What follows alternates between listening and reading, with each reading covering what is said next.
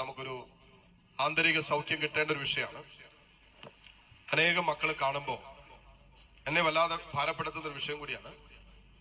കുടുംബാംഗങ്ങളിൽ കുടുംബജീവിതവുമായി ബന്ധപ്പെട്ട് കുടുംബാംഗങ്ങളുമായി ബന്ധപ്പെട്ട് അവരിലല്ലാത്ത ചില അസ്വസ്ഥതകൾ ഇങ്ങനെ വേട്ടയാടുന്ന അവസ്ഥകളുണ്ടാകും.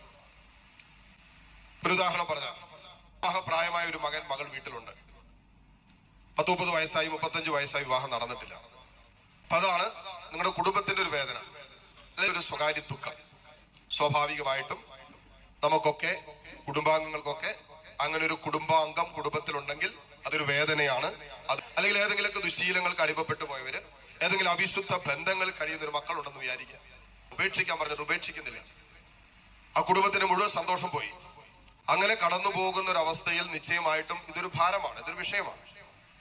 അല്ലെങ്കിൽ കുടുംബാംഗങ്ങൾ ആരെങ്കിലുമൊക്കെ രോഗികളായി മാറി, ക്യാൻസർ പോലുള്ള രോഗങ്ങൾ കുടുംബാംഗങ്ങൾക്ക് ആർക്കെങ്കിലും വന്നു, വേദനിപ്പിക്കുന്ന സങ്കടത്തിലേക്കൊക്കെ ജീവിതം വഴുതി മാറുന്ന അനുഭവമാണ്, ഒരു സംശയമില്ല.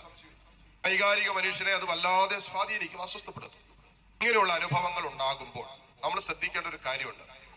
എന്നെ ചുറ്റിപ്പറ്റി നിൽക്കുന്ന ആരെങ്കിലുമൊക്കെ എന്തെങ്കിലും രീതിയിലുള്ള അസ്വസ്ഥതകൾ ഉണ്ടാകുമ്പോൾ അവരിൽ പ്രവർത്തിക്കുന്ന ഏത് അസ്വസ്ഥതയാകട്ടെ, രോഗമാകാം, തകർച്ചയാകാം, അസ്വസ്ഥതയാകാം, തിന്മയാകാം, ഇതുമാകട്ടെ, ഇതിലൂടെ എന്റെ വൈകാരിക മനുഷ്യന്റെ മേല് ശത്രുവിന് ആക്രമിക്കാൻ എളുപ്പമാണ്.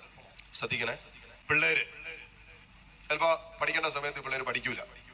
കുരുത്തം കെട്ട സാധനം. ഇതിന്റെ പുറകെ നടന്ന് പഠിക്കാൻ പറഞ്ഞാൽ പഠിക്കുകയല്ല, പഠിക്കാനൊരു താല്പര്യമില്ല.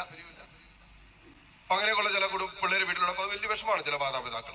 ഒരു ചേച്ചി ഇങ്ങനെ ഒരു പെങ്കൊച്ചിനെ കൊണ്ട് വരുക, 4ാം ക്ലാസ്സിലൊക്കെ ആയി കാണുക. മുറിയിലേക്ക് കയറി കുഞ്ഞിനെയും കൊണ്ട് അങ്ങോട്ട് കയറി. എന്നിട്ട് എൻ്റെ അടുത്ത് പറഞ്ഞു, അച്ഛാ പ്രാർത്ഥിക്കണം. ഞാൻ പറഞ്ഞു പ്രാർത്ഥിക്കാം. പിന്നെ അടുത്ത സെന്റൻസ് പറയുമ്പോ ഈ സഹോദരി വാവിട്ട് കരയുക. കാരണം വാവിട്ട് കരയുക ഈ സഹോദരി എന്റെ മുമ്പിൽ നിന്ന്. പുള്ളിക്കാരത്തി എന്താണെന്ന് പറയുന്നില്ല, കരഞ്ഞോണ്ടിരിക്കുക. ഞാൻ പറഞ്ഞു, സഹോദരി എന്താണ്, എന്തിനു വേണ്ടിയാണ് പ്രാർത്ഥിക്കേണ്ടത്, പറ. എങ്ങനെ ആശ്വസിപ്പിക്കും? കാരണം അത്രയും എന്തോ ഒരു വലിയ പ്രശ്നത്തിന്റെ നടുവിലാണ് ഈ കുഞ്ഞിനെ കൊണ്ട് വരുന്നത്. ഇങ്ങനെ ചിലവരൊക്കെ പെട്ടെന്ന് കാട് കയറി ചിന്തിക്കുന്ന പോലെ മനസ്സിൽ എന്തോ മാരക രോഗമാണ് ഈ കുഞ്ഞിന്, ചിലപ്പോൾ വല്ല ബ്ലഡ് ക്യാൻസർ ഒക്കെ ആയിരിക്കും എന്നൊക്കെയാണ് നമ്മൾ ചിന്തിച്ചോണ്ടിരിക്കുന്നത്. അപ്പൊ ഞാൻ പറഞ്ഞു, ചേച്ചി ഒന്ന് ശാന്തമായിട്ട് പറ, എന്നാ വിഷയം? അപ്പൊ ഈ ചേച്ചി പറയുകയാണ്, എൻ്റെ അച്ഛാ കൊച്ചിന് കഴിഞ്ഞ ദിവസത്തെ മാത്സിന്റെ റിസൾട്ട് വന്നപ്പോ 3 മാർക്ക് പോയി അച്ഛാ. എന്റെ ഉള്ളിൽ കൂടി ഒരു സാധനം അങ്ങോട്ട് പോയി. ഞാൻ ആ ചേച്ചിനെ രൂക്ഷമായിട്ടൊന്ന് നോക്കി. നമ്മൾ ചേച്ചി കരച്ചിൽ നിർത്താവോ? ചേച്ചിയുടെ ആത്മാവിന്റെ അവസ്ഥയോർത്ത് ഇങ്ങനെ കരഞ്ഞിട്ടുണ്ടോ എന്ന് ചോദിച്ചു. ഒരു കുമ്പസാരക്കൂട്ടില് ചേച്ചി ഇങ്ങനെ കുറഞ്ഞിട്ടുണ്ടോ? 3ൽ പഠിക്കുന്ന കൊച്ചിന്റെ മാത്സിന് 3 മാർക്ക് അല്ലെങ്കിൽ 2 മാർക്ക് കുറഞ്ഞു പോയെന്ന് പറഞ്ഞു ഇവിടെ കിടന്ന് ചാകാനായിട്ട് ഞാനൊരു കെട്ടിയോ ചത്തൊന്നും ഇല്ലല്ലോ. സാരി കൊണ്ട് അതൊക്കെ തുടച്ച് ചേച്ചിക്ക് മനസ്സിലായി ചിലപ്പോ ഇനി അച്ഛൻ ഇനി വൈലന്റ് ആയാലും ഓർത്തിട്ടാന്ന് തോന്നുന്നു. കുഞ്ഞിന് വേണ്ടിയല്ല പ്രാർത്ഥിക്കണ്ടേ. ഈ കുഞ്ഞിന് 3 മാർക്ക് കുറഞ്ഞു പോയതില് കുഞ്ഞിന് ഒരു പ്രശ്നവുമില്ല.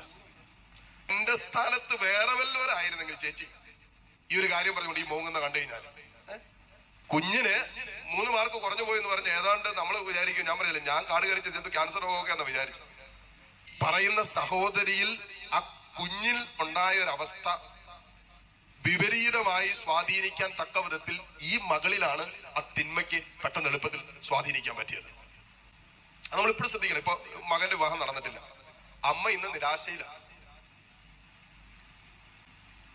മക്കളുടെ ചില കാര്യം നടന്നിട്ടില്ല, അപ്പൻ ഇന്ന് വലിയ ഭയത്തിലും ടെൻഷനിലും ആകുലതയിലാണ്. ഈ സ്പിരിറ്റാ പ്രവർത്തിച്ചുകൊണ്ടിരിക്കുന്നത്. ആകുലത ദുരാത്മാവാണ്. ദാമ്പത്യത്തിൽ ചെറിയ പ്രശ്നങ്ങളുണ്ടായി, ശരിയാണ്, ബുദ്ധിമുട്ടുകളുണ്ടായി, വേർപെട്ടാൻ കഴിയുന്നത് എന്ന് കരുതി ജീവൻ അവസാനിപ്പിക്കാൻ ആരാ പറഞ്ഞത്? അങ്ങനെ ചിന്തിക്കണമെന്ന് ആരാ ആവശ്യപ്പെട്ടേ? അതുകൊണ്ട് എപ്പോഴും ശ്രദ്ധിക്കേണ്ട ഒരു കാര്യമാണ്, നമ്മുടെ ആത്മീയ ജീവിതത്തെ, നമ്മുടെ പ്രാർത്ഥനാ ജീവിതത്തെ, നമ്മുടെ വിശുദ്ധ വികാരങ്ങളെ തകർത്ത് കളയാൻ തക്ക വിധത്തിൽ നമ്മുടെ ജീവിതവുമായി ഏറ്റവും അടുത്ത് നിൽക്കുന്ന ജീവിതങ്ങളെ ശത്രു ഉപകരണങ്ങളായി ഉപയോഗിക്കും. ദൈവം എന്താ ആഗ്രഹിക്കുന്നത്? നിന്റെ ആത്മാവിന്റെ സുരക്ഷിതത്വം ദൈവം ആഗ്രഹിക്കുന്നത്. നീ നിരാശയിലേക്ക് വീഴാൻ ദൈവം ആഗ്രഹിക്കുന്നില്ല. അതുകൊണ്ടാണ് റോമ 5:5 നാം വായിക്കുന്നത്, പ്രത്യാശ നമ്മെ നിരാശരാക്കുന്നില്ല. ആണെന്താ? നമുക്ക് നൽകപ്പെട്ടിരിക്കുന്ന പരിശുദ്ധാത്മാവിലൂടെ ദൈവത്തിന്റെ സ്നേഹം നമ്മുടെ ഹൃദയങ്ങളിലേക്ക് ചൊരിയപ്പെട്ടിരിക്കുക. ദൈവ സ്നേഹം നമ്മുടെ ഹൃദയത്തിൽ നിറഞ്ഞു നിൽക്കുക.